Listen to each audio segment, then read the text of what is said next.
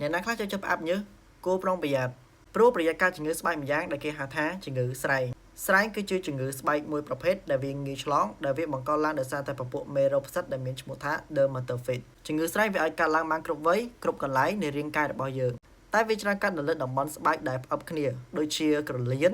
ក្លៀកឬក៏ច្របាច់គូតស្រែងវាអាចឆ្លងតាមរយៈការប៉ះផ្ទាល់ជាមួយមនុស្សសត្វដែលកំពុងតែមានជំងឺស្រែងទី2គឺការប្រើប្រាស់របស់រួមគ្នាដូចជាកន្សែងជូតខ្លួនខោអាវស្រោមដៃស្រោមជើងឬក៏ស្បែកជើងឬក៏ទៅកន្លែងដែលសើមដូចជាកន្លែង steam ឬក៏អាងហែលទឹក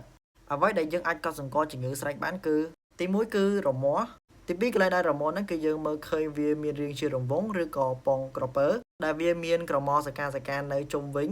ហើយវាមានកែមខ្ពស់ច្បាស់លាស់ហើយក្រហមជាងផ្នែកកណ្ដាល